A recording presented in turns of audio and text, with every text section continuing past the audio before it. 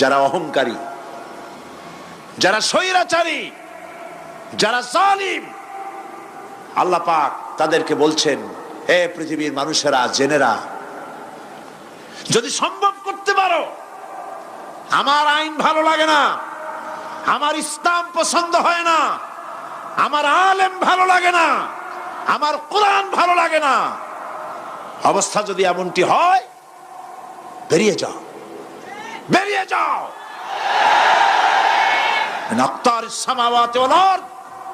আমার সার্বভৌমত্বের ভেতর থেকে, আকাশের নিচের থেকে, জমিনের উপর থেকে বেরিয়ে যা। ফানফুজু লা তানফুজু ইল্লা বিসুলতান। কোথায় যাব? পালাবার জায়গা নাই, বেরোতে পারবে না। আকাশ আর জমিন দিয়ে প্যাকেট করে রেখেছি, পালাবার জায়গা নাই। কোথায় যাইবা? জুলুমের হাত যত আছে করতে থাকো, আর আল্লাহ রাব্বুল আলামিন দেখতেছেন। সুতরাং ইমানদার ব্যক্তি, তার মধ্যে বিনয় আসে, বিনম্র হয়। সে পয়সা করে আসে বলে অহংকার করে না, কারণ আল্লাহ বলেছেন, ওয়াল্লাহুল গানিয়্যু ওয়া আনতুমুল ফুকারা।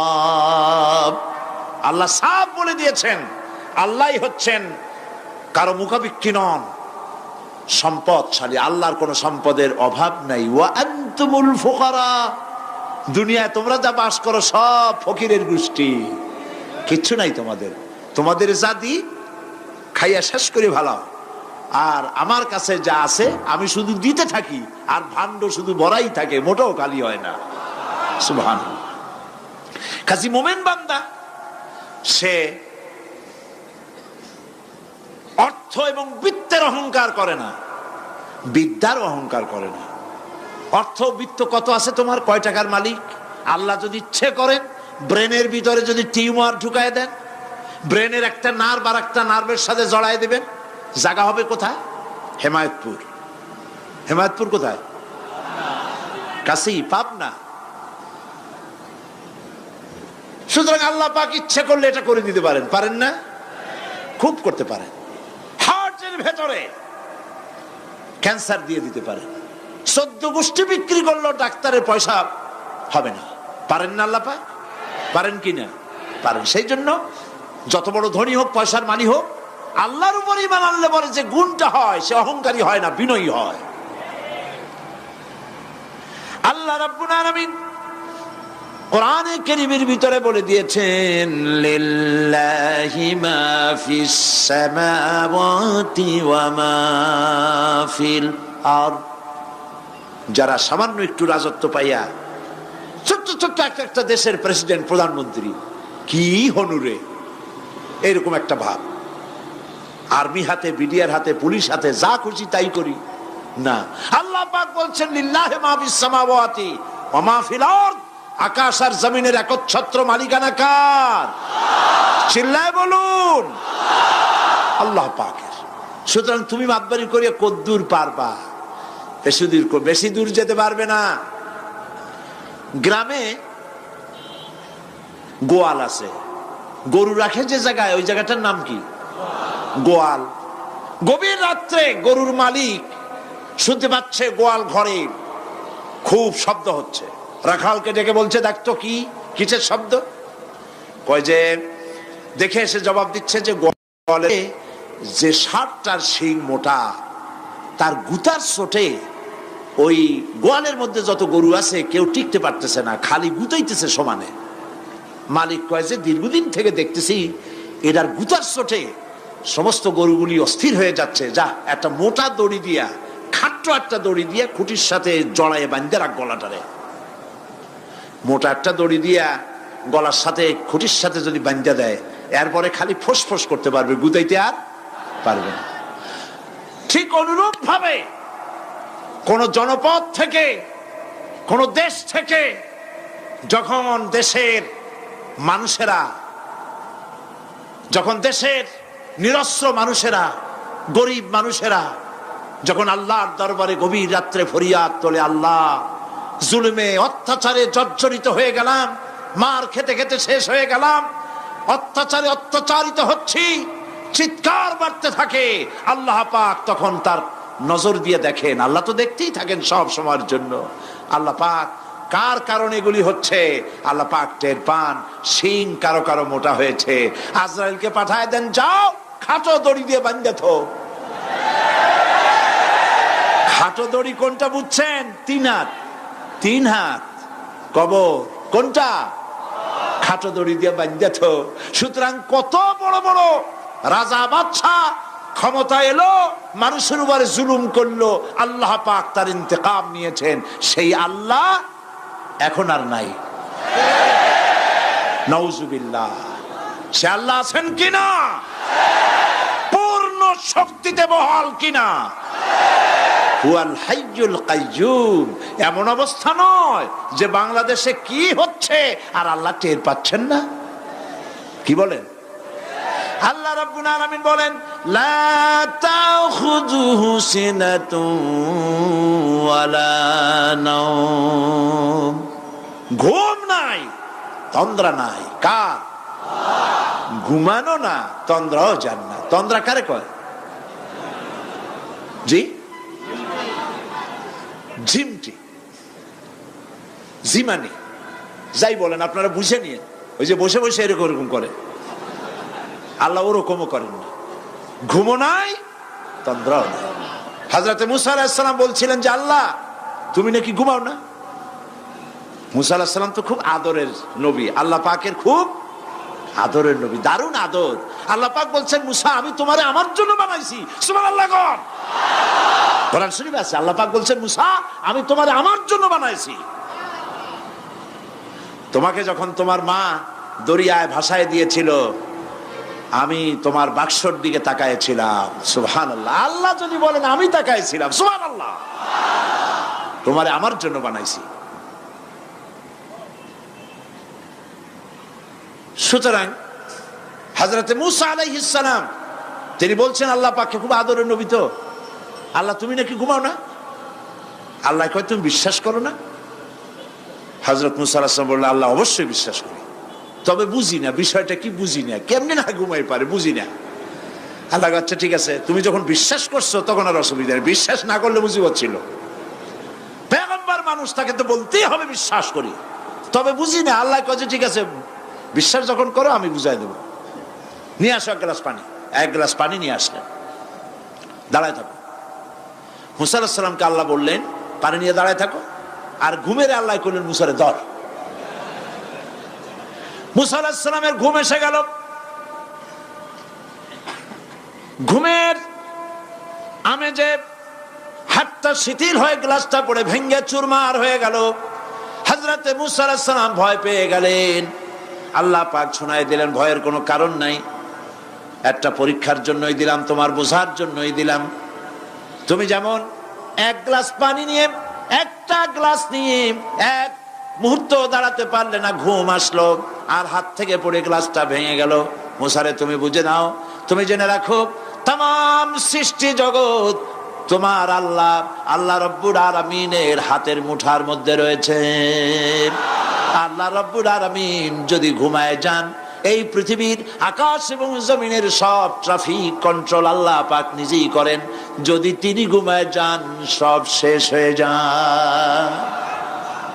বাংলাদেশে কি হচ্ছে, পৃথিবীর কোথায় কি হচ্ছে তা আল্লাহ দেখছেন না? চিল্লায় বলো, দেখছেন না? সে আল্লাহ রাব্বুল আলামিন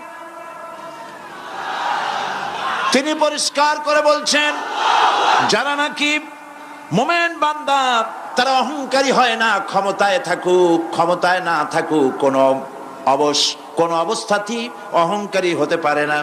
আল্লাহ পাক শোনায় দিয়েছেন, যারা অহংকার করে তাদেরকে পরিষ্কার করে বলেছেন, ওয়ালা তামশি ফিল আরদি মারহান ইন্নাকা লান তাখরিকাল আরদা ওয়া লান তাবলুগাল জিবালা তুলা ওয়ালা তামশি ফিল আরদি মারহান।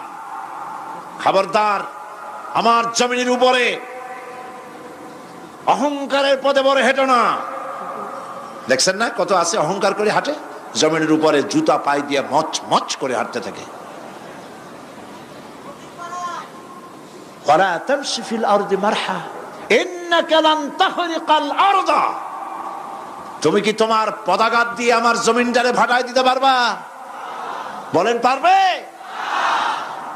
যদি শক্তি থাকে দাও লাথি, তোমার ঠ্যাং ভাঙবে, মাটির কিচ্ছু। ওয়ালান তাখরিকাল আরদা মা, তুমি আমার এই জমিনটাকে ধসাই দিতে পারবে না। আর ওয়ালান তাবলুগাল জিবালা তুলা, আর পাহাড়ের উচ্চতা লাফ দিয়ে তুমি ছাড়াই যেতে পারবে না। আমার জমিনও ফাটাইতে পারবে না লাথি দিয়া, লাফ দিয়ে পাহাড়ের উচ্চতাও ছাড়াইতে পারবে না। তো এত লাফাও কেন? বলবেন কম লাফাও, শক্তি কম দেখাও। আল্লাহ রাব্বুল আলামিন আবার বলেন ওয়াইবাদুর রাহমানিল্লাযীনা ইয়ামশুনা আলাল আরদি হাওনা।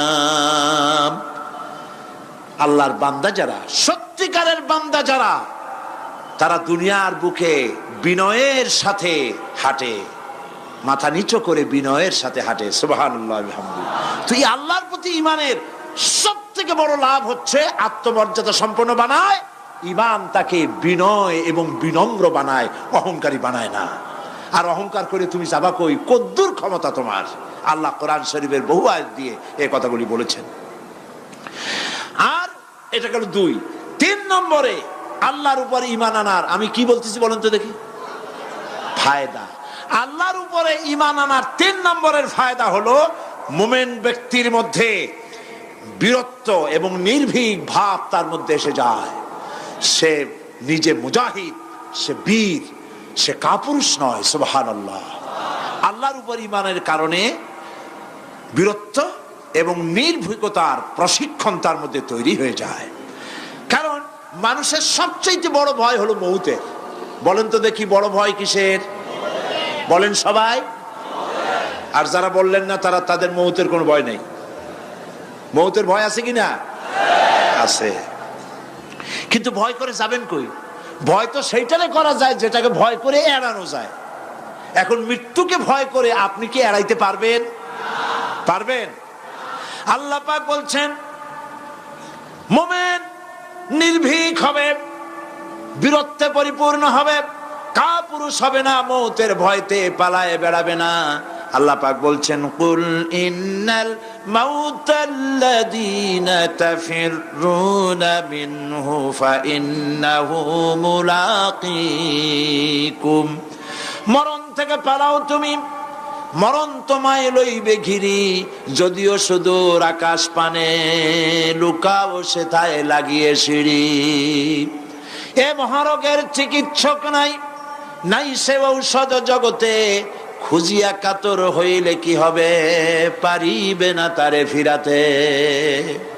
মৃত্যু যখন তোমার এসে যাবে, তোমাকে মৌতের হাত থেকে কেউ রেহাই দিতে পারবে না। মৃত্যু তোমার হবেই।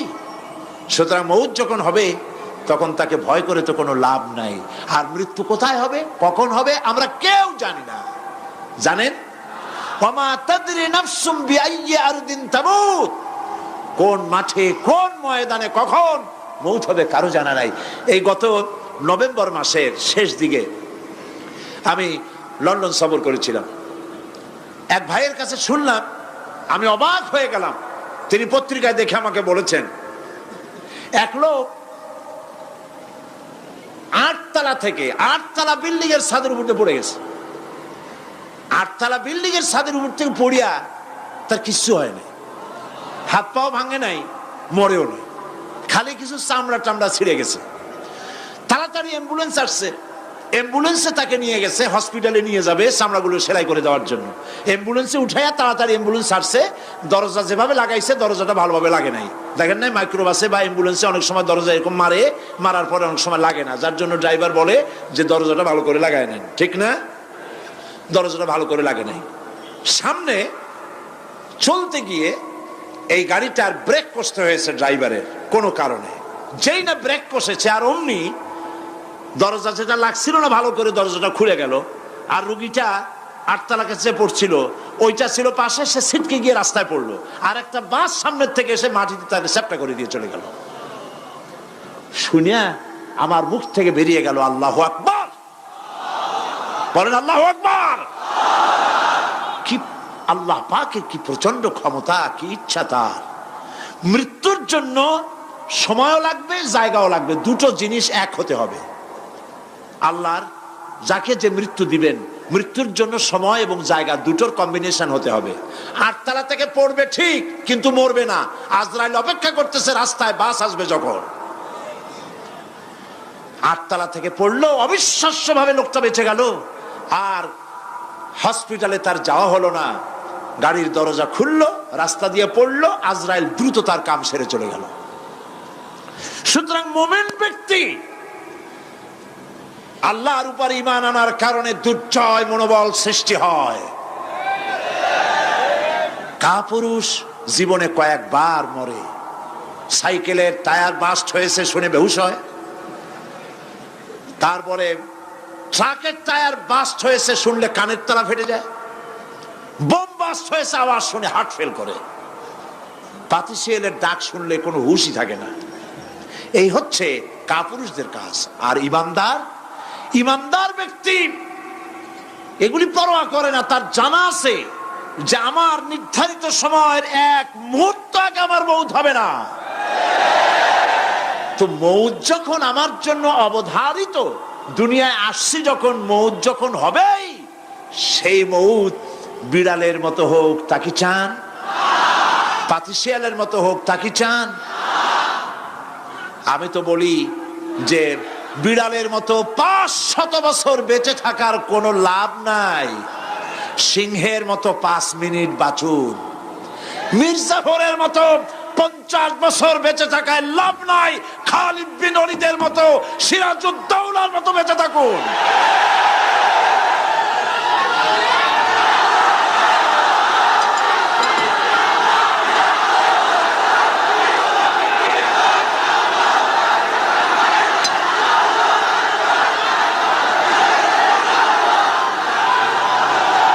বসেন।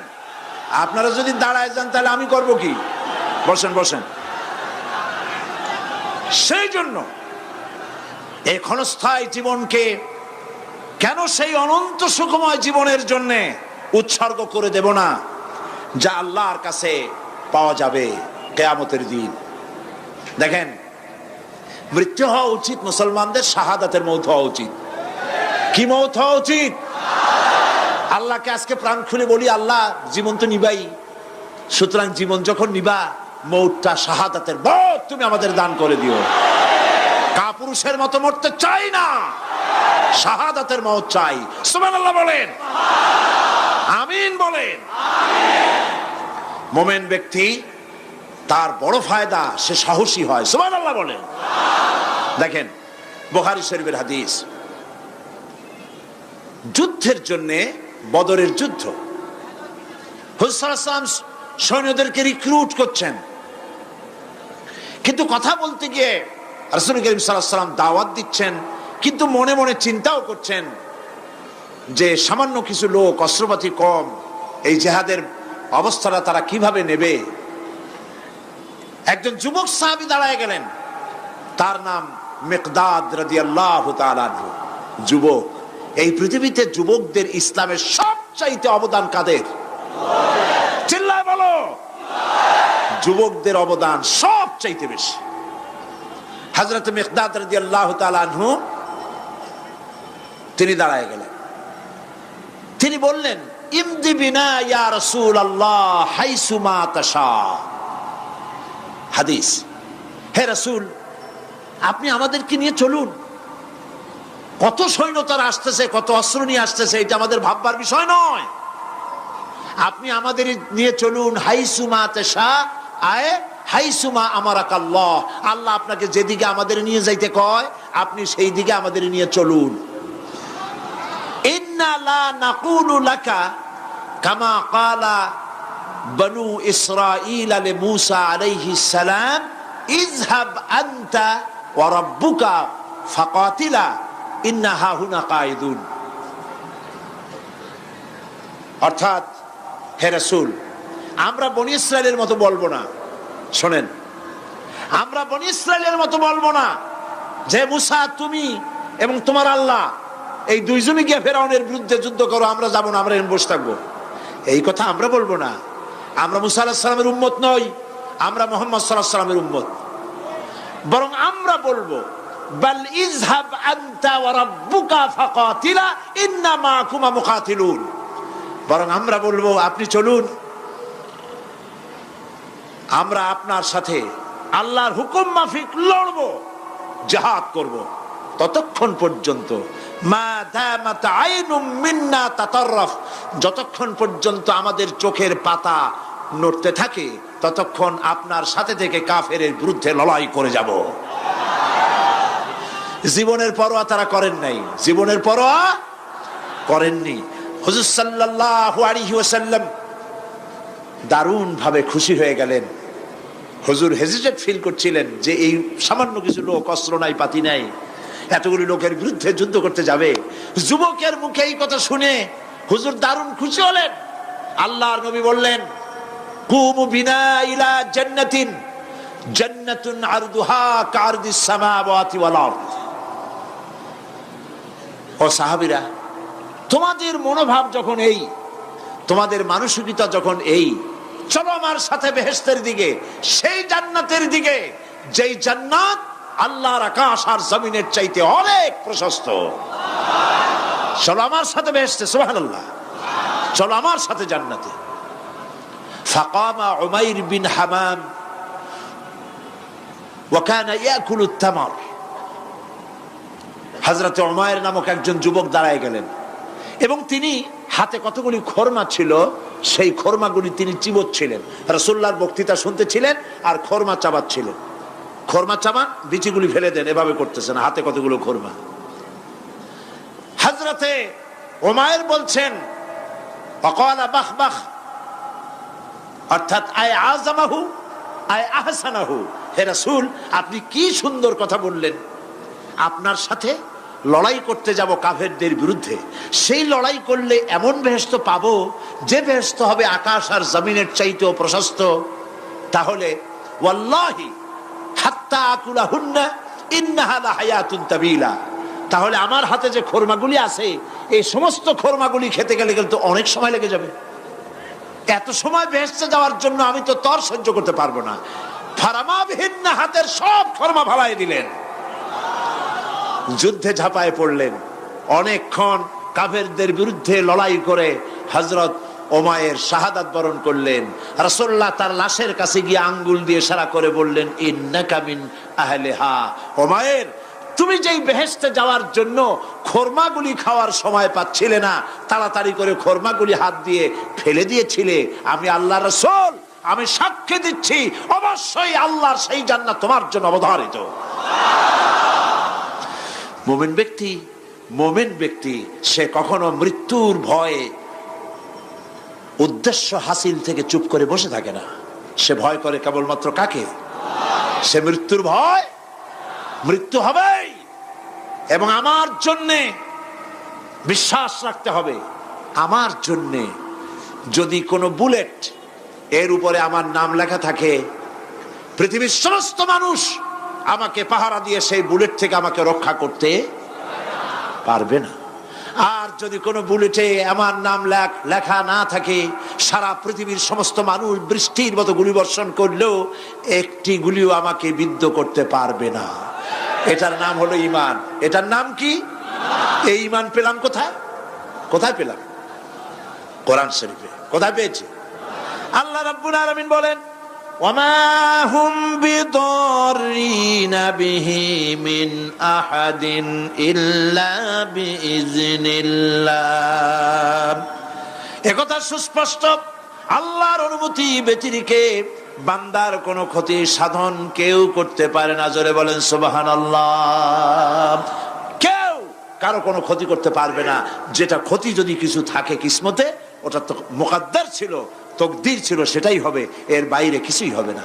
সুতরাং মুমিন ব্যক্তি সে সাহসী হবে, সে কখনো চিন্তা করবে না মৃত্যুর ভয়ের। উদ্দেশ্য হাসিলের জন্য হয় শরীরের পতন, না হয় মন্ত্রের সাধন, ডু অর ডাই, সে আল্লাহর জন্য তার জীবন দিতে প্রস্তুত থাকবে। কারণ আল্লাহ রাব্বুল আলামিন বলেছেন ইন্নাল্লাহা আশতারা মিনাল মুমিনিনা আনফুসাহুম ওয়া আমওয়ালাহুম বিআন্না লাহুমুল জান্নাহ। আল্লাহ পাক বলেন, আমি আমার মুমিনের জান আর মালকে আমি খরিদ করে নিয়েছি, বিনিময়ে আমার বান্দাকে আমার জান্নাত দান করে দিয়েছি। জোরে কোন সুবহানাল্লাহ। মুমিনের জান আর মালকে নিয়েছেন, বিনিময় কি দেবেন? জান্নাত দান করে দিবেন। এটা হলো মুমিনদের আল্লাহর প্রতি ঈমান আনার জন্য 3 নম্বরের কোয়ালিটি। 4th নম্বরে আল্লাহর উপর ঈমান আনলে 4 নম্বরের যে ফায়দাটা, সে ফায়দা হচ্ছে আশাবাদ এবং মানসিক প্রশান্তি। আল্লাহর প্রতি একটা নির্ভরতা এবং আশার সৃষ্টি হয়ে যায়, সে কখনো নিরাশ হয় না। কারণ একটা মানুষ পাপ করলো, চুরি করেছে, ডাকাতি করেছে, জেনা করেছে, হত্যা করেছে, শয়তানি করেছে, বদমাশি করেছে, সব করেছে। এখন শয়তান তাকে ওয়াসওয়াসা দিতে পারে। সেই জন্য আল্লাহ রাব্বুল আলামিন বলেছেন, লা তাকনাতু মির রাহমাতিল্লাহ, বান্দারে আমার রহমত থেকে নিরাশ হয়ে যেও না। আল্লাহর রহমত, বান্দা তোমার গুনাহ কতটুকু? তোমার গুনাহ যদি হয় পাহাড় সমান, আমার রহমত আকাশ সমান। তোমার গুনাহ যদি হয়ে যায় আকাশ সমান, তাহলে আমার রহমত তো আমার আরশে আজিমকে ছাড়ায় গেছে। সুবহানাল্লাহ, সুবহানাল্লাহ বলুন। সুতরাং মুমিন বান্দার এই আশা থাকে। গুনাহ মানুষে করেই, গুনাহ করা স্বাভাবিক। আল্লাহ পাক বলেছেন, যে ব্যক্তি গুনাহ করে আর এরপরে আমার কাছে মাফ চায়, আমি তাকে ক্ষমা করে দেই, মাফ করে দিই। সুবহানাল্লাহ। সুতরাং ইমানদার লোকদের আশা হয়, দুরারোগ্য ব্যাধি তাকে ধরেছে, সে হতাশ হবে না, মরে যাওয়ার জন্য প্রতীক্ষায় সে সময় গুনবে না, বরং তার মনের মধ্যে আশার সঞ্চার হবে, আমার রোগ আল্লাহ ভালো করে দিতে পারেন। পারেন না? আমাদের জাতির পিতা কি নাম কি? হযরত ইব্রাহিম আলাইহিস সালাম। কোরআন শরীফের ভিতরে তার কথা আল্লাহ পাক কোট করে দিয়েছেন। আমাদের জাতির পিতা হযরত ইব্রাহিম আলাইহিস সালাম বলেছেন, আল্লাযী খালাকানি ফাহুয়া ইয়াহদিন। আল্লাহ তিনি আমাকে সৃষ্টি করেছেন, তিনি আমাকে রাস্তা দেখান। ওয়াল্লাযী হুয়া ইউতঈমুনি ওয়া ইয়াসকিন। আর আমি যখন ক্ষুধার্ত হই তিনি আমাকে খাওয়ান, যখন তৃষ্ণার্ত হই তিনি আমাকে পান করান। ওয়াইদা মারিতু ফাহুয়া ইয়াশফিন। আর যখন আমি অসুস্থ হই, রোগাক্রান্ত হই, আল্লাহ রাব্বুল আলামিন তখন আমাকে রোগ মুক্ত করে দেন। সুবহানাল্লাহ। আমার অসুখ হলে কে রোগ মুক্ত করেন? সুতরাং দীর্ঘস্থায়ী কোনো রোগ হয়েছে, মুমিন হতাশ হবে না, মুমিন হতাশ হবে না। হতাশ হয় কেবলমাত্র কাফের। হতাশ হয় কে? মুমিন কখনো হতাশ হয় না। হতাশ হওয়া ইমানের পরিপন্থী কাজ। আল্লাহ পাক বলেছেন, লা তাকনাতু মির রাহমাতিল্লাহ, আমার রহমত থেকে মায়ুস হয়েও না। দেখেন হযরত আইয়ুব আলাইহিস সালামের কত বড় রোগ হয়েছে, শরীর পোকায় ধরেছে, জর্জরিত হয়েছে, দুর্গন্ধ হয়েছে, গ্রামের লোকেরা তাকে বের করে দিয়েছে, স্ত্রী পুত্র পরিজন সব চলে গিয়েছে। এমনকি জিহ্বায় যখন পোকা ধরল, হযরত আইয়ুব আলাইহিস সালাম আল্লাহ রাব্বুল আলামিনের দরবারে ফরিয়াদ করলেন, আন্নী মাসসানিয়াদ-দুররু ওয়া আনতা আরহামুর রাহিমিন। আয় আল্লাহ, আমি অসুস্থ হয়ে পড়েছি, আমি রোগাক্রান্ত হয়েছি, আর তোমার নাম রহমান রহিম, তুমি আমাকে রোগ মুক্ত করো। হযরত আইয়ুব আলাইহিস সালাম আল্লাহর দরবারে ফরিয়াদ করলেন, রব্বুল আলামিন সারা শরীরে পোকায় জর্জরিত হয়ে গেছে, এখন আমার জিহ্বায় পোকা ধরেছে, মাবুদ গো আমি তোমার কাছে ফরিয়াদ করি, আমার জিহ্বায় পোকা দিও না, কারণ জিহ্বাটাও যদি নষ্ট হয়ে যায় তাহলে তোমার মতো আল্লাহর জিকির আমি কি দিয়া করব। হযরত আইয়ুব আলাইহিস সালাম আল্লাহ পাকের কাছে যখন এ ধরনের ফরিয়াদ জানালেন, রব্বুল আলামিন তাকে তার রোগ মুক্ত করে দিলেন, তার স্ত্রী পুত্র সব আল্লাহ রব্বুল আলামিন ফিরাইয়া দিলেন। সুবহানাল্লাহ। সুতরাং মুমিন ব্যক্তি, কোরআন শরীফে সব আছে, কোরআনের মতো শ্রেষ্ঠ ওয়াজের কিতাব পৃথিবীতে আর শুধু বোঝার দরকার। বিপদে, যত বড় বিপদ আসুক, কোন বিপদে মুমিন ধৈর্য হারাবে না। হযরত ইয়াকুব আলাইহিস সালামের ছেলে ইউসুফ আলাইহিস সালামকে যখন তিনি হারায় ফেললেন, তিনি অধৈর্য হয়ে গেছিলেন নাকি? অধৈর্য হন নাই। কারণ আমি আমার বক্তৃতার সূচনায় বলেছি, আমরা কল্যাণ বুঝি না, অকল্যাণও বুঝি না। কোন বিপদ আসলে পরে আমরা হয়রান হয়ে যাই, কিন্তু বিপদের মধ্যে কল্যাণ আছে আমরা তা বুঝতে পারি না। কথা বুঝে আসছে? হযরত ইউসুফ আলাইহিস সালামকে কুয়ার ভিতরে ফেলে দেওয়া হলো। 11 ভাই মনে করেছে কুয়ার ভিতরে ফেলে দিয়া ইউসুফ আলাইহিস সালামকে মেরে ফেললাম, কিন্তু তারা বোঝে নাই আসল কামটা কি হয়েছে। এটা তো কুয়া নয়, এটা একটা টানেল, এটা একটা সুড়ঙ্গ। একদিকে কেনান হলো তার এক মুখ, ওই সুড়ঙ্গের এক মুখ হলো কেনানের। কেনান ইউসুফ আলাইহিস সালামকে ফেলে দেওয়া হলো কুয়ার ভিতরে মারার জন্য, কিন্তু আল্লাহ পাকের ইচ্ছা ইউসুফ আলাইহিস সালাম মরবে না। এই টানেলের অপর প্রান্ত মিশরের সিংহাসনের টানেলের এপার দিয়া ইউসুফ আলাইহিস সালামকে ঢুকালেন, অপর প্রান্তে মিশরের সিংহাসনে ইউসুফকে আল্লাহ বসায়া দিলেন। হযরত ইয়াকুব ছেলের জন্য অধৈর্য হলেন না।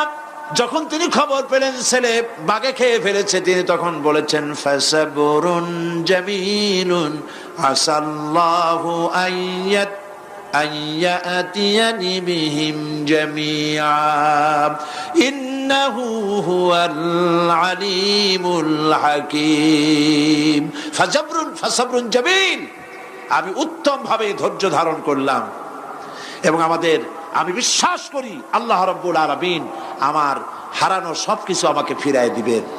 বহু বছর পর যখন হযরত ইউসুফ আলাইহিস সালাম প্রেসিডেন্ট হয়েছেন মিশরের, 11 ভাই গেল সেখানে সাহায্য আনার জন্য। সেই ঘটনা তো শোনাবো না, এমনি বলে যাচ্ছি। এরপরে তিনি তাদেরকে পরিচয় দিলেন, ওরা ভয় পেয়ে গেল। তিনি বললেন ভয়ের কোনো কারণ নাই, লা তাসরিবা আলাইকুমুল ইয়াউম, আজকে আমি কোনো প্রতিশোধ তোমাদের নেব না। সুবহানাল্লাহ। এর নাম পয়গম্বর, এর নাম কি? আল্লাহর নবী। আমি আজকে কোনো প্রতিশোধ তোমাদের নেব না, তোমরা যাও। পিতার অবস্থা তিনি জানলেন, কাঁদতে কাঁদতে পিতার চোখ দুটো নষ্ট হয়ে গেছে ইয়াকুব আলাইহিস সালাম। হযরত ইউসুফ আলাইহিস সালাম বললেন যাও। নিজের জামাটা খুললেন, গায়ের জামা খুলে বললেন ভাইরা আমার এই জামা নিয়ে যাও, আর আমার আব্বার চোখের উপরে এই জামাটা রেখে দিও। ছেলেরা যখন হযরত ইউসুফ আলাইহিস সালামের জামা নিয়ে মিশর থেকে রওনা করেছে, গল্প নয়, উপন্যাস নয়, আল্লাহ পাক এই কোরআন শরীফে সূরা ইউসুফে বলেছেন জামা নিয়ে মিশর থেকে রওনা করেছেন। কোথায় মিশর আর কোথায় কেনান?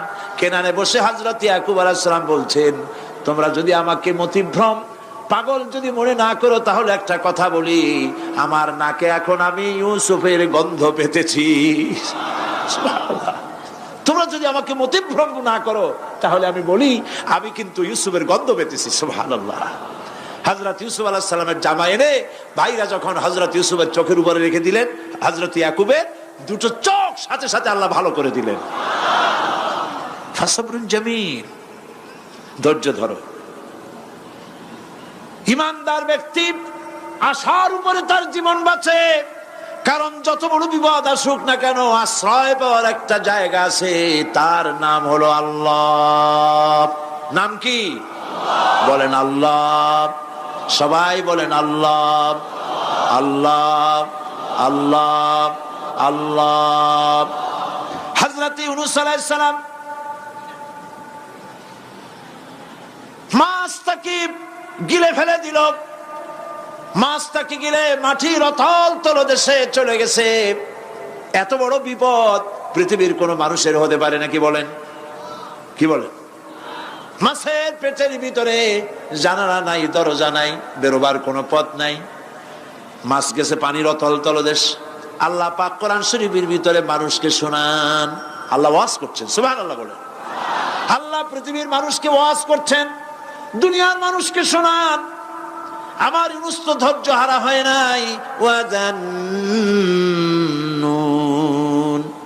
ইয যাহাবা মুগাদিবান ফাযান্না আন লান নাকদিরা আলাইহি ফানাদা ফিজ যুলুমাতি আল্লা ইলাহা ইল্লা আনতা সুবহানাকা ইন্নী কুনতু মিনাজ জালিমিন। ফানাদা ফিজ যুলুমাত, জমায়ে কাসির, ত্রিবিধ অন্ধকারের ভেতর থেকে হযরত ইউনূস আলাইহিস সালাম চিৎকার মারলেন। মাছের পেটের অন্ধকার, পানির অন্ধকার, রাতের অন্ধকার, ত্রিবিধ অন্ধকারের ভেতর দিয়ে মাছের পেটের মধ্য দিয়ে ইউনূস আলাইহিস সালাম চিৎকার মারলেন। অধৈর্য হন নাই, হার্ট ফেল করেন নাই। তিনি বলছেন, পড়েন আমার সাথে, লা ইলাহা ইল্লা আনতা সুবহানাকা ইন্নী কুনতু মিনাজ জালিমিন। তুমি ছাড়া কোনো ইলাহ নাই, কোনো পোষ্য নাই, মাবুদ নাই। তোমার পবিত্রতা ঘোষণা করছি, আমি জালিমদের অন্তর্ভুক্ত হয়ে গেছি। ইউনূস আলাইহিস সালাম যখন কাঁদতেছিলেন, আল্লাহ রাব্বুল আলামিন সেই কান্না শুনেছিলেন কিনা বলেন? শুনছিলেন কিনা? শুনতে পেয়েছিলেন কিনা? পানির ভিতরে কেউ শোনে নাই, মাছের পেটের ভিতরে ইউনূস আলাইহিস সালাম কিভাবে চিৎকার করছেন, মাছের পেটের ভিতরের আওয়াজ পানির ভিতরে কেউ শোনে নাই, জমিনের কেউ শোনে নাই, অন্তরিক্ষে কেউ শোনে নাই, সাত আকাশের ভিতরে কেউ শোনে নাই, কিন্তু আরশে আজিমের মালিক আল্লাহ রব্বুল আলামিন শুনতে পেয়েছেন। সঙ্গে সঙ্গে রব্বুল আলামিন জবাব দিলেন, ফাস্তাজাবনা লাহু ওয়া নাজ্জাইনাহু মিনাল গাম্মি ওয়া কাযালিকা নুনজিল মুমিনিন। পড়েন, ফাস্তাজাবনা লাহু ওয়া নাজ্জাইনাহু মিনাল গাম্মি ওয়া কাযালিকা নুনজিল মুমিনিন। আমি ইউনূসের ডাকের জবাব দিলাম। কে বলতেছেন? বড় করে বলেন, কে বলছেন? আল্লাহ। সুবহানাল্লাহ। আপনারা কি ভয় পাইছেন? ভয় পেয়েছো মুসলমান? আল্লাহ রাব্বুল আলামিন বলেন, আমি আমার ইউনূসের ডাকের জবাব দিলাম। শুধু জবাব দেই নাই, আমি ইউনূসকে তার মাছের পেটের ভিতর থেকে বাঁচায় দিলাম। মাছের পেটের মধ্যে বেদনা শুরু হয়ে গেল, এমন বেদনা হয়েছে মাছ এখন বমি না করে পারে না। কথা বুঝতে পেরেছ? মাছ এখন বমি না করে পারে না। পানির উপরে মাছ ভেসে উঠল। আল্লাহ কোরআন শরীফের ভিতরে বলছেন, মাছ সাতরায়া কিনারায় চলে গেল, ইউনূস আলাইহিস সালামকে বমি করে ফেলে দিল। ইউনূস আলাইহিস সালাম বেঁচে গেলেন।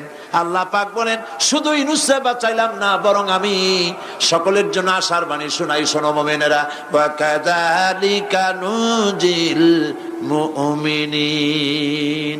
মুমিন বান্দা যারা, যত বড় বিপদ আসুক আমারে ডাকো, আমি বিপদ দিয়ে বাঁচাই দেব। সুবহানাল্লাহ। বিপদ থেকে আমি বাঁচাই দেব। আল্লাহ পাক বলেছেন, ফাইন্না মাআল উসরি ইউসরান, ইন্না মাআল উসরি ইউসরা।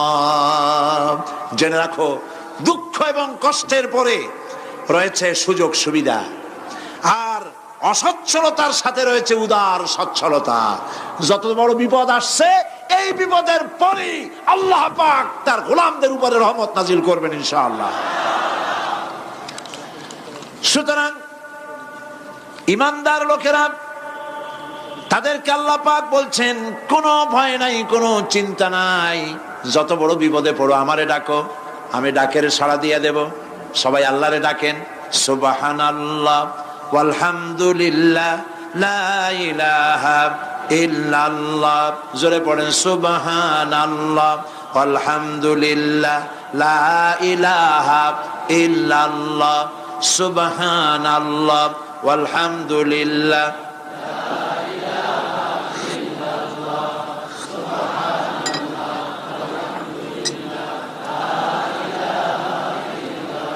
লা ইলাহা ইল্লাল্লাহু মুহাম্মাদুর রাসূলুল্লাহ। আল্লাহর উপর ঈমান আনলে যত ফায়দা হয়, এত ফায়দা দুনিয়ায় কোথাও নাই। সুবহানাল্লাহ। উপর ঈমান আনার ৫ম নম্বরের ফায়দা কয়টা বলছি? 5টা বলছি। আপনাদের অসুবিধা হচ্ছে নাকি? তাড়াতাড়ি শেষ করতেছি। 6টা বলবো। এ হলো ৫ম নম্বর। তারপর আমরা দোয়া করব। দোয়ার দরকার আছে কিনা এই সময়? ৫ম নম্বরে আল্লাহর উপরে ঈমান আনলে পরে আরেকটি বড় ফায়দা, সেটা হলো কঠিন এবং কঠোর বিপদে আল্লাহ পাক তার মধ্যে অবিচলতার এবং ধৈর্য ধরার তৌফিক দিয়ে দেন। সুবহানাল্লাহ। যত বড় বিপদ আসুক, সেই বিপদে মুসিবতে আল্লাহ পাক মুমিনদেরকে আল্লাহর উপরে নির্ভরতা শিখায় দেন। সুবহানাল্লাহ। কারণ মুমিনদের জানা আছে যে ইমানদারদের বিপদ নতুন কিছু নয়, একেবারে আদম আলাইহিস সালাম থেকে শুরু হয়ে আসছে। ঠিক কিনা? আদম আলাইহিস সালামের বিপদ হয় নাই? আদম আলাইহিস সালামের বিপদ কি? শয়তান। তার বিপদ কি? শয়তান ছিল বিপদ। প্রত্যেক নবীর সময়ই মানুষেরা নবীদের কষ্ট দিছে, দেয় নাই? বিশ্বকবি ইকবাল বলেছেন, সতীজা কা রহা है अजल से तायम रोज, सतीजा का रहा है अजल से तायम रोज, चरागे मुस्तफा भी से शरारे बुलहबीस। আবহমান কাল থেকে শুরু করে মুহাম্মদ সাল্লাল্লাহু আলাইহি ওয়াসাল্লামের চারাগকে, নূরকে, ঈমানকে, ইসলামকে নিভায় দেওয়ার জন্য আবু জাহেলের গোষ্ঠীরা চিরকাল চেষ্টা করেছে। সব চেষ্টা কর্পূরের মতো উড়ে গেছে, মুহাম্মদ সাল্লাল্লাহু আলাইহি ওয়াসাল্লামের চারাগ টিম টিম করে জ্বলতে রয়েছে। আল্লাহ পাক বলছেন, ইউরিদুনা লিইউতফিউ নূরাল্লাহি বিআফওয়াহিহিম ওয়াল্লাহু মুতিম্মু নূরিহি ওয়ালাউ কারিহাল কাফিরুন।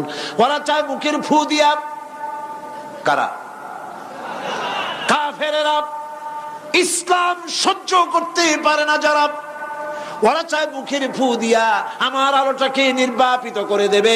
আল্লাহ পাক বলেন, ওয়াল্লাহু মুতিম্মু নূরি, আমি আমার নূরকে পূর্ণতা দান করব। তাতে কাফির বেঈমানদের মনের ভিতরে যত জ্বালা হোক, যন্ত্রণা হোক, ওদের কলজা যত পুড়ুক, ইসলাম তার বিজয় পতাকা নিয়ে উঠবে, কেউ ঠেকাতে পারবে না। আল্লাহ রাব্বুল আলামিন, আল্লাহ পাক বলছেন, ওয়াকাযালিকা জাআলনা লিকুল্লি নাবিয়্যিন আদুওয়াম মিনাল মুজরিমিন।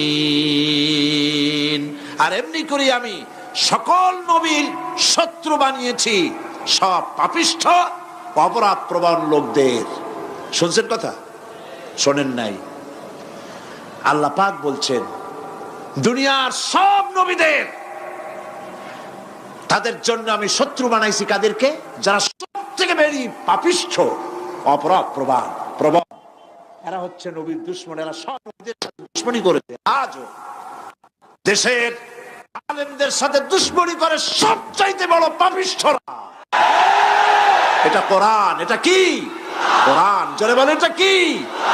আল্লাহ রাব্বুল আলামিন বলছেন, ওয়াকাযালিকা জাআলনা লিকুল্লি নাবিয়্যিন আদুওয়াম মিনাল মুজরিমিন। সব পাপীরা, পাপিষ্ঠরা আমার দ্বীনের দাওয়াত যারা দেয় তাদেরকে জীবনের দুশমন মনে করে। কেন? শোনেন, আমি কারো আওয়াজ শোনাচ্ছি? কারো আওয়াজ শোনাচ্ছি? আমার আল্লাহর আওয়াজ। অপরাধটা কি? নবীদের বিরুদ্ধে, নবীর ওয়ারিস ওয়ারাসাতুল আম্বিয়া কারা? তো তাদের বিরুদ্ধে তাদের অপরাধটা কি? তাদের অপরাধ সম্পর্কে আল্লাহ নিজে বলেন, ওয়ামা নাকামু মিনহুম ইল্লা আইয়ুমিনু বিল্লাহিল আজিজিল হামিদ। এদের বিরুদ্ধে অ্যাকশন নেওয়ার আর কোনো অপরাধ ওদের নাই। ওদের একমাত্র অপরাধ, ওরা আল্লাহর জমিনে আল্লাহর আইন প্রতিষ্ঠা করতে চায়। এটাই হচ্ছে অপরাধ। এই অপরাধে এই অপরাধে নবীদের শাস্তি হয়েছে, নবীরা মার খেয়েছেন, সাহাবায়ে কেরাম মার খেয়েছেন। আমরা তো সাহাবায়ে কেরামের জুতার ধুলার সমানও নই, সুতরাং এগুলি আমাদের পাওনা। এই রক্তের বিনিময়, জীবনের বিনিময় আল্লাহ পাক তার দ্বীনকে প্রতিষ্ঠা করবেন ইনশাআল্লাহ। হযরতে খাব্বাব, বুখারী শুনুন, বুখারীর হাদিস। আমি কোনো কথা বানিয়ে বলি না, আমি লেখাপড়া করি, পড়াশোনা করি, চোখে দেখি, তারপরে কথা বলার চেষ্টা করি। বাজে গপ্প কিস্সা কাহিনী বলার অভ্যাস আমার কোনো কালে ছিল না, নাই। রাসূল করিম সাল্লাল্লাহু আলাইহি ওয়াসাল্লামের মতো মানুষ, ওনার মতো মানুষ, আহারে, তার চাইতে শ্রেষ্ঠ মানুষ কি পৃথিবীতে আছে? তিনি মার খাইছেন না খান নাই? আহা, কিভাবে তাকে মারলো! গলায় চাদর দিয়ে পেঁচাইয়া আছাড় মেরে ফেলে দিয়ে তারপরে তাকে প্রহার করা হয়েছে। আবু জাহেল মেরেছে, বেহুশ হয়ে গেছেন হুজুর। হযরতে হামজা তখনও কাফের ছিলেন।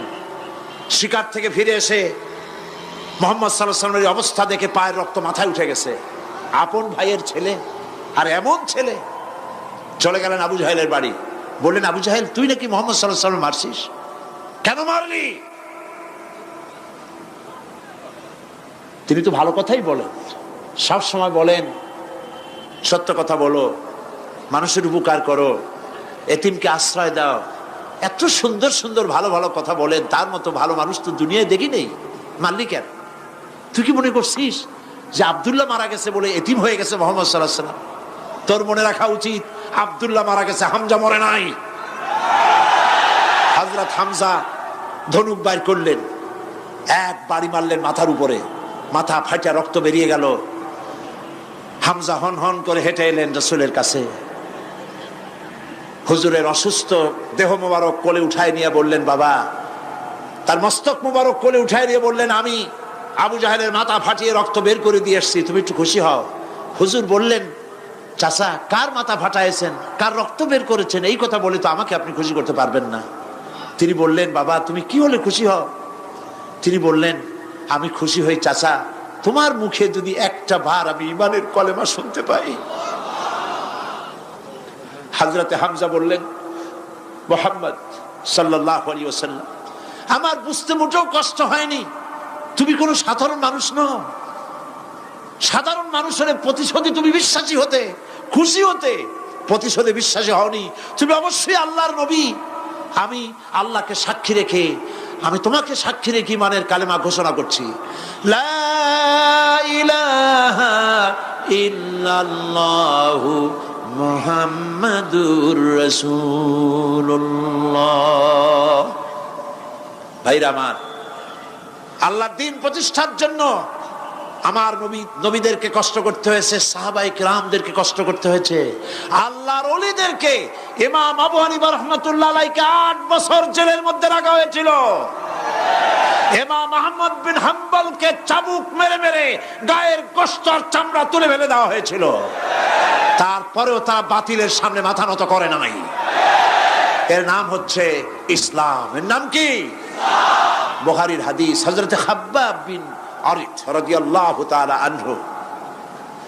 বুখারীতে হাদিসটা এভাবে এসেছে, ওয়ান খাব্বাব বিন আরিত রাদিয়াল্লাহু তাআলা আনহু আন্নাহু قال قال شكونا الى رسول الله صلى الله عليه وسلم وهو متوسد بردة له في ظل الكعبة। তিনি বললেন, আমরা রাসূলের কাছে গেলাম, যায় দেখি রাসূল করিম সাল্লাল্লাহু আলাইহি ওয়াসাল্লাম কাবা শরীফের ছায়ায় আরাম ফরমাচ্ছেন।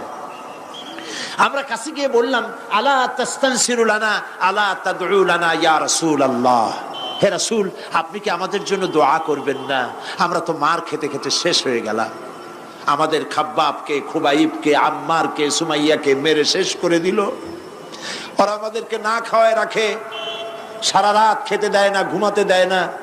তারা আমাদের বেলালকে মেরে মেরে রক্তাক্ত করে উত্তপ্ত মরুভূমির উপরে চিৎ করে শোয়ায়, বুকের উপরে পাথর চাপা দিয়ে রেখেছে। ওরা সাহাবায়ে কেরামদেরকে মারতেছে, না খাওয়ায় রাখতেছে। হুজুর, আপনি কি আল্লাহর কাছে দোয়া করবেন না?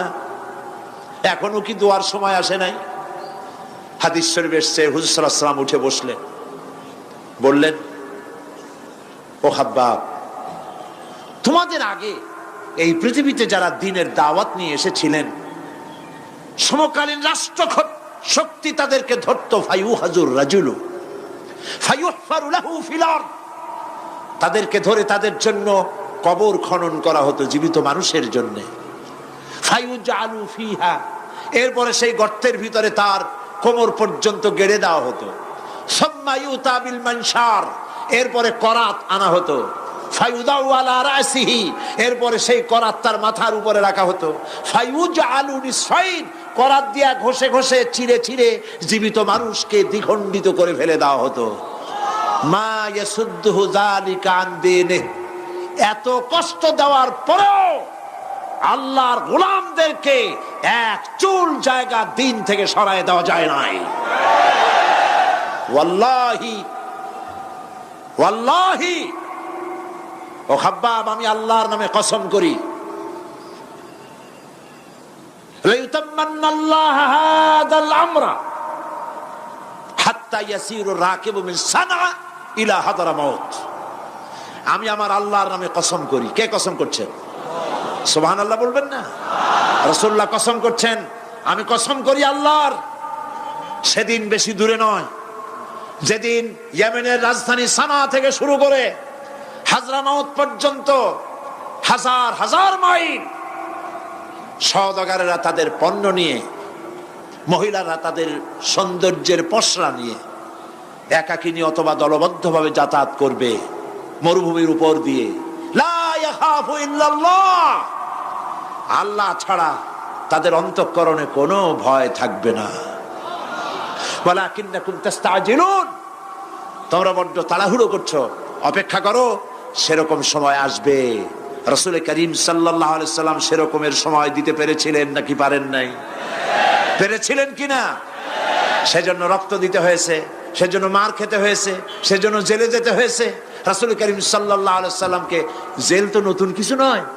ইউসুফ আলাইহিস সালাম জেলে থাকেন নাই? জেলে থাকেন নাই? থেকেছে। রাসূল করিম সাল্লাল্লাহু আলাইহি সাল্লাম জেলে ছিলেন না? সেই জেল এরকমের দেওয়ালে ঘেরা জেল নয়, পাহাড়ে ঘেরা, চতুর্দিক থেকে পাহাড়ে ঘেরা শিয়াবে আবি তালেব 3 বছর। কতদিন? টানা 3 বছর রাসূল, তার সাহাবী, তাদের স্ত্রীরা, বাচ্চা বাচ্চা ছেলেপেলেরা 3 বছরের মধ্যে সরকার ঘোষণা করেছে এদের সঙ্গে কথা বলবে না, বাজার ঘাটে যেতে পারবে না, কেনা বেচা করতে পারবে না, সামাজিক বয়কট, সামাজিকভাবে বয়কট করে রেখেছে। সাথে যা ছিল খাবারগুলি শেষ হয়ে গেছে, তারপরে উট ছিল, ভেড়া ছিল, খাইয়ে শেষ হয়ে গেছে। এরপরে যখন কিছু নাই, উটের চামড়া ভিজায়া ভিজাইয়া, শুকনা চামড়া ভিজায় খেয়েছে। যুবকেরা ক্ষুধার যন্ত্রণায় বাবলা গাছের পাতাগুলি চাবায়ে খাইতে গিয়া কাটা ফুটে জিহ্বা থেকে রক্ত পড়েছে। বাচ্চা ছেলেপেলেগুলি মায়ের বুকে দুধ পায় নাই, না পায়া বাচ্চারা চিৎকার করে উঠেছে। এই চিৎকার, ক্ষুধার জ্বালার এই চিৎকারের আওয়াজ শুনে কাফেরেরা চতুর্দিকে অট্ট হাসিতে ফেটে পড়েছে। সুতরাং জেল জুলুম মুসলমানদের জন্য, আলেমদের জন্য, পীর বুজুর্গদের জন্য নতুন কিছু নয়। এই জুলম, এই অত্যাচারের পরেই আল্লাহ পাকের দ্বীন কায়েম হয়েছিল মদিনায়। রাসূলুল্লাহ বলেছিলেন, খায়রুল কুরুনি কারনি, সর্বশ্রেষ্ঠ যুগ আমার যুগ। বন্ধুগণ, আল্লাহর উপরে ঈমান আনলে মানুষের ভিতরে এ ধরনের অবিচলতা আসে, বিপদে ধৈর্য ধরার হিম্মত পয়দা হয়ে যায়। সুবহানাল্লাহ বলো। মুসা আলাইহিস সালাম কে? মুসা আলাইহিস সালাম কোরআন ওয়াজ করতেছে। সুবহানাল্লাহ বলে। গল্প করতেছি না কোরআন শোনাচ্ছি? গল্প করতেছি না হাদিস শোনাচ্ছি? আল্লাহ রাব্বুল আলামিন বলেন, ফিরআউন মুসা আলাইহিস সালামকে চতুর্দিক থেকে, 3 দিক থেকে ঘেরাও করেছে। একদিকে দরিয়া, 3 দিকে ফিরআউনের সৈন্যরা। কোরআন শরীফে ঘটনা এভাবে তুলতেছে, ফালাম্মা তারাআল জামআন ক্বালা আসহাবু মূসা ইন্না লামুদরাকুন। মুসা আলাইহিস সালামের সাথীরা বলছেন, হে মুসা, আমরা তো পাকড়াও হয়ে গেছি, পালাবার কোনো পথ নাই, মরছি। মুসা আলাইহিস সালাম ভয় পাইছিলেন নাকি? ঈমান কারে বলে? হযরত হযরত মুসা আলাইহিস সালাম বললেন, কাল্লা ইন্না মা'য়া রাব্বি সায়াহদিন। নিশ্চয়ই নয়, অবশ্যই নয়, রব্বি সায়াহদিন, আমার প্রভু অবশ্যই, সিন দিয়ে বোঝানো হচ্ছে অবশ্যই আমার রব আমার জন্য রাস্তা করে দেবেন। এর নাম ঈমান। সুবহানাল্লাহ বলেন। এর নাম ঈমান। চতুর্দিক থেকে বিপদ ঘনীভূত, বেরোবার কোন রাস্তা নাই। ওর মধ্য দিয়ে ওমাইয়াত্তাকিল্লাহা ইয়াজআল লাহু মাখরাজা, কোন রাস্তা নাই, চতুর্দিকে অন্ধকার। এরপরে যদি বান্দা আমার উপরে ভয় করে, আমাকে ভালোবাসে, আমাকে ভয় করে, সবর ইখতিয়ার করে, অন্ধকারের ভেতর থেকে নিশ্ছিদ্র অন্ধকারের ভেতর দিয়ে আলোর রশ্মি বের করে মুমিনদের যাওয়ার জন্য রাস্তা করে দেব। মুসা আলাইহিস সালাম বললেন, ভয় পাইও না, আল্লাহ আমাদের পথ তৈরি করে দিবেন। আল্লাহ রাব্বুল আলামিন হযরত মুসা আলাইহিস সালামকে বললেন, হাতের লাঠি দিয়া দরিয়ার উপরে আঘাত করো। মুসা আলাইহিস সালাম আঘাত করলেন। রাস্তা দরকার ছিল একটার। মুসা আলাইহিস সালামের এক আঘাতে রব্বুল আলামিন দরিয়ার ভিতরে মুসা আলাইহিস সালাম এবং তার সাথী সঙ্গীদের পারাপারের জন্য 12টা রাস্তা পয়দা করে দিলেন। গল্প না কোরআন। রাস্তা তৈরি হয়ে গেল 12টা, সব পার হয়ে গেল। ফেরাউন তার দলবল নিয়ে আসছে। আল্লাহ রাব্বুল আলামিন বলেন, ওয়া আনজাইনা মূসা ওয়া মান মাআহু আজমাইন সুম্মা আগরাকনাল আখারিন। মূসা আলাইহিস সালামকে পার করলাম, পিছনে যারা আসতেছিল, কারা আসতেছিল? ফেরাউন। ফেরাউন আসছে তার দলবল নিয়ে। আসে রাস্তা দেখিয়া মনে করছে ওর বাজানের তৈরি করে রাস্তা, দলবল নিয়ে নামছে। দরিয়ার মাঝখানে এলো, আল্লাহ পাক অর্ডার করলেন খুন, ব্যাস রাস্তা বন্ধ হয়ে গেল। রাস্তা কি হয়ে গেল? শুরু হয়ে গেল চুবনি। পানির ভিতরে চুবনি খাচ্ছে, নিচে যায়, উপরে ওঠে। পানি খাইতে খাইতে পেট পটকা মাছের মতো এরকম মোটা হয়ে গেছে। ডুবে ডুবে সব মরছে। এখন ফেরাউন একা, কেউ নাই। ফেরাউন একা। ফেরাউন পানির ভিতরে চুবনি খেতে খেতে তুমানের ভিতর থেকে নাক একটু জাগায় আর বলে, আমানতু আন্নাহু লা ইলাহা ইল্লাল্লাযী আমানাত বিহি বানু ইসরাঈল। ও আল্লাহ, তুমি ছাড়া কোনো ইলাহ নাই। আমি ঈমান আনলাম ওই আল্লাহর উপরে। বনি ইসরাঈল ঈমান আনছে যার উপরে। কাজী বনি ইসরাঈলদের পার করে দিয়েছো, আমারও পার করো। আল্লাহ তুমি রক্ষা করো। আমি তো মুসলমান। ওয়া আনা মিনাল মুসলিমিন। আমি তো মুসলমান, কলেমা পড়লাম, তারপরও চুবাও কেন? আল্লাহ রাব্বুল আলামিন বলেন, আল আন, এখন وقد عصيت قبل وكنت من المفسدين। এখন ঈমান আনতেছ, আর এর পূর্বে আমার দিন যারা জমিনে প্রতিষ্ঠিত করতে চেয়েছে তাদেরকে জেল দিয়েছো, জুলুম করেছো, অত্যাচার করেছো। আজ তোমাকে ছাড়বো না। তোমাকে শুধু মারবই না, আলিয়াউমা নুনাজ্জিকা বিবাদানিক, আলিয়াউমা নুনাজ্জিকা বিবাদানিক, আমি তোরে শুধু মারবই না। কে বলতেছেন? জোরে বলেন, কে বলতেছেন? আমি তোরে শুধু মারবই না, আলিয়াউমা নুনাজ্জিকা বিবাদানিক, আমি তোর শরীরটারে বাঁচায় দেব। তোর শরীর পানিতে পচবে না, পোকায় খাবে না, মাটিতে পচাবে না। তোরে আমি শুটকি বানায় রাখবো কিয়ামত পর্যন্ত। দুনিয়ায় যত ফেরাউন আর ফেরাউনের বাচ্চারা আসে, তোরে দেখে যেন তারা ইতিহাস স্মরণ করে। আল্লাহ রাব্বুল আলামিন কোরআনে কারীমের মধ্যে পরিষ্কার করে মানুষদেরকে বুঝায় দিয়েছেন, আল্লাহর উপর ঈমান আনলে পরে তার হিম্মত বেড়ে যায়, মনের বল বেড়ে যায়। সুবহানাল্লাহ। হযরত রাসূল করিম সাল্লাল্লাহু আলাইহি ওয়াসাল্লাম, কাফের বেঈমানেরা চতুর্দিক থেকে বাড়ি ঘেরাও করে রেখেছে, পালাবার কোনো পথ নাই। ঘুমেছিলেন তিনি। জিবরাইল এসে বলেন, ইয়া রাসূলুল্লাহ, ঘুমের থেকে জাগুন, আল্লাহ আপনাকে সালাম বলেছেন আর আপনাকে হিজরত করার জন্য মদিনায় আল্লাহর অর্ডার করেছেন। বাড়ির চতুর্দিকে কাফেররা তরবারি নিয়ে দাঁড়ানো। নবীজি ঘুমের থেকে জেগে হযরত আলীকে ডেকে বলেন, আলী আমার বিছানায় আমার চাদর মুড়ি দিয়া ঘুমায় থাকো, আল্লাহ আমাকে অর্ডার করেছেন, আমি মদিনায় চললাম। হযরত আলী হুজুরের দিকে তাকায় বলেন, ইয়া রাসূলুল্লাহ, আপনার বিছানায় আপনার চাদর মুড়ি দিয়ে আমি ঘুমায় থাকবো, সকালবেলায় কাফের বেঈমানেরা এই ঘরের মধ্যে প্রবেশ করে আপনার কম্বলের নিচে আমারে দেখে তারা মোহাম্মদ মনে করে আমারই তারা কেটে কেটে টুকরা টুকরা করে দেবে। আমার কোনো আপত্তি নাই, কোনো ভয় নাই, কোনো চিন্তা নাই, কোনো দুঃখ নাই, বরং আমার মনের মধ্যে এটাই তৃপ্তি হবে যে আমি আলীর জীবনের বিনিময়ে আল্লাহর নবী দুনিয়ায় বেঁচে থাকেন।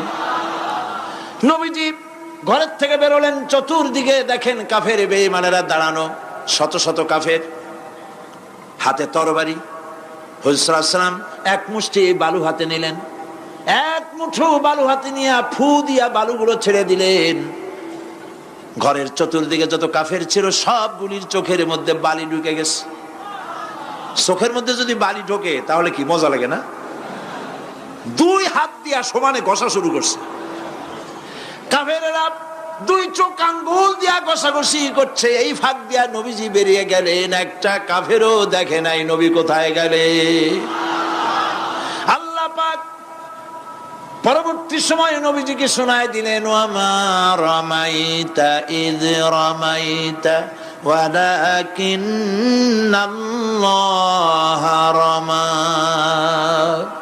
নবী আপনি নিক্ষেপ করেন নাই যখন আপনি নিক্ষেপ করছিলেন, আপনি তো শুধু ধুলাগুলো ধরে এমনি ছাড়ছেন।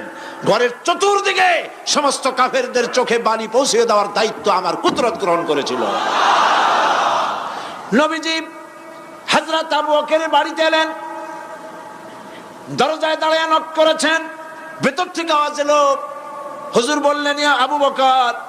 হযরত আবু বকর পিছন থেকে দরজার মধ্য থেকে ঘরের মধ্য থেকে জবাব দিলেন, লাব্বাইকা ওয়া সাদাইকা ইয়া রাসূলুল্লাহ। হুজুর প্রশ্ন করলেন, আবু বকর, গভীর রাত্রে জিবরাইল আমারে ঘুম থেকে জাগাইলো, তোমারে জাগাইলো কে? এক ডাকে উঠলা কেমনে?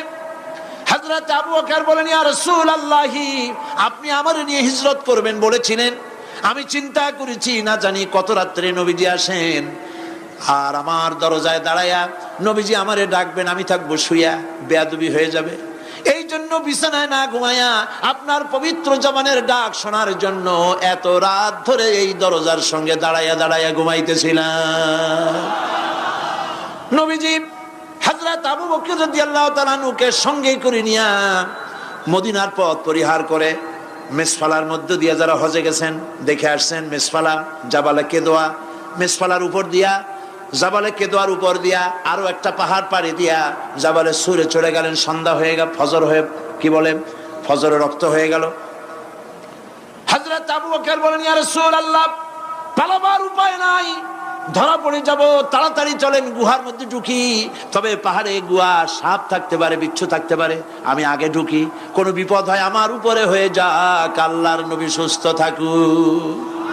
হযরত আবু বকর কি মহব্বত, নিজের জীবনের চাইতে রাসূলের মহব্বত বেশি, সুবহানাল্লাহ। এই জন্য নবীজি বলেছেন, ও আমার সাহাবীরা, तमाम পৃথিবীর সমস্ত মুমিনের ঈমান যদি এক পাল্লায় রাখা হয় আর একা আবু বকরের ঈমানটা যদি আরেক পাল্লায় রাখা হয়, তোমরা দেখতে পাবে तमाम পৃথিবীর মুমিনের ঈমানের তুলনায় একা আবু বকরের ঈমানের পাল্লাটা ভারী হয়ে গেছে। হযরত আবু বকর গুহা সাফ করে হুজুরকে ডাকলেন, হুজুর ভিতরে ঢুকলেন, বলেন, আবু বকর, সারা রাতের একটা বিরাট অংশ হাঁটছি, পাহাড় বেয়েছি, কষ্ট হয়েছে, তুমি একটু বসো, তোমার উরুর উপরে মাথা রেখে আমি একটু ঘুমায় যাই। হুজুর ঘুমায় গেলেন। হযরত আবু বকর লক্ষ্য করলেন গুহার গায়ে অনেকগুলি ছিদ্র, এই ছিদ্র দিয়া বড় বড় সাপ বেরোতে পারে, বিচ্ছু বেরোতে পারে, পাহাড়ে কি বেরোয় ভয় পেলেন তিনি জামা ছিঁড়ে ছিঁড়ে, চাদর ছিঁড়ে ছিঁড়ে গর্তগুলি বন্ধ করতে লাগলেন। একটা কয়েকটা গর্ত বন্ধ করা গেল না, কাপড় শেষ। এবার তিনি নিজের পা দিয়া গর্ত বন্ধ করে বসে আছেন। বিষধর এক সাপ বহু চেষ্টা করেছে বেরোবার, কোন পথ না পেয়ে ছিদ্র পথে বেরিয়ে এসে হযরত আবু বকরের পায়ের উপরে দংশন করেছে। হযরত আবু বকর বিষের যন্ত্রণায় চোখ দিয়ে পানি পড়ছে। চোখের পানি দেখে রাসূলুল্লাহ ঘুম ভেঙে গেল। ঘুম ভেঙে হুজুর দেখেন হযরত আবু বকরের চোখে পানি। হযরত রাসূল জিজ্ঞেস করেন, আবু বকর কাঁদো কেন? বাড়ির কথা মনে পড়লো নাকি? বউ বাচ্চার কথা মনে পড়লো নাকি? কাঁদো কেন? হযরত আবু বকর বলেন, ইয়া রাসূলুল্লাহ, যেই দিন কালেমা পড়ে ঈমান এনেছি সেদিন থেকে আমার জীবন, আমার স্ত্রী পুত্র পরিজনের চাইতে, আমার জীবনের চাইতে আপনাকে বেশি ভালোবাসি। হুজুর বলেন, কাঁদো কেন? হযরত আবু বকর সাপের দংশনের কথা বললেন, যন্ত্রণায় কাঁদতেছি। হুজুর মুখ থেকে একটুখানি থুতু মোবারক বার করে দংশিত জায়গায় লাগাই দিলেন, যন্ত্রণা বন্ধ হয়ে গেল। হযরত রাসূল বলেন, আবু বকর, যখনই দংশন করেছিল আমারে উঠাও নাই কেন? তোমারটা তো কষ্ট করা লাগতো না। হযরত আবু বকর বলেন, ইয়া রাসূলুল্লাহ, সাপের বিষের দংশনের যন্ত্রণায় কষ্ট করেছি, আমার কলিজাটা যদি জ্বলে পুড়ে জর্জরিত হয়ে যেত, রাসূলুল্লাহ আরাম ফরমাচ্ছিলেন, আমি সেই আরামে বিঘ্ন ঘটাতে পারতাম না। ইত্তাবসারে কাফির বেঈমানেরা খুঁজতে খুঁজতে, বুখারী শরীফের হাদিসে এসেছে, ওই গুহার কাছে এসে গেছে। এখন কেউ বলে একজন বলে এরই মধ্যে আছে, আর একজন বলে নাই। একজন বলে যদি থাকতো তাহলে উপরে মাকড়াসার জাল কেমনে, কবুতরের ডিম পাড়িয়া সেখানে বসে আছে কেমনে? একজন বলে আছে, আর একজন বলে নাই। হযরত আবু বকর বলেন, হুজুর ভয় পেয়ে গেছি, আমরা তো ধরা পড়ে যাব। হযরত আবু বকর রীতিমতো ভয়তে কেঁদে ফেলে দিলেন। আল্লাহর নবী হযরত আবু বকরকে এই বিরাট বিপদের মধ্যে, এমন গুহা, বসলে পরে মাথা দেখা যায়, শুয়ে হাঁটু উঁচু করলে হাঁটু দেখা যায়, স্বল্প পরিসর, অগভীর ছোট্ট গুহা, আমরা ধরা পড়ে গেছি, উপায় নাই। আল্লাহর নবী হযরত আবু বকরকে কি বলি সান্ত্বনা দিয়েছিলেন, কোরআন শরীফে আল্লাহ পাক তা উঠায় দিয়েছেন। ইযহুমা ফিল গার ইয ইয়াকুলু লিসাহিবিহি লা তাহজান ইন্নাল্লাহা মা'ানা। ও আমার সাথী, ভয় পেও না, আমরা মাইনরিটি নই, আমরাই মেজরিটি, কারণ আল্লাহ রাব্বুল আলামিন আমাদের সাথে আছেন। রব্বানা তাকাব্বাল মিন্না ইন্নাকা আনতাস সামিউল আলিম ওয়া তুব আলাইনা ইন্নাকা আনতাত তাওয়াবুর রহিম। সুবহান রাব্বিকা রাব্বিল ইজ্জাতি আম্মা ইয়াসিফুন ওয়া সালামুন আলাল মুরসালিন ওয়ালহামদুলিল্লাহি রাব্বিল আলামিন। ওয়াজআল আখিরা কালিমাতিনা ইনদাল মাউত লা ইলাহা ইল্লাল্লাহু মুহাম্মাদুর রাসূলুল্লাহ। আসসালামু আলাইকুম ওয়া রাহমাতুল্লাহ।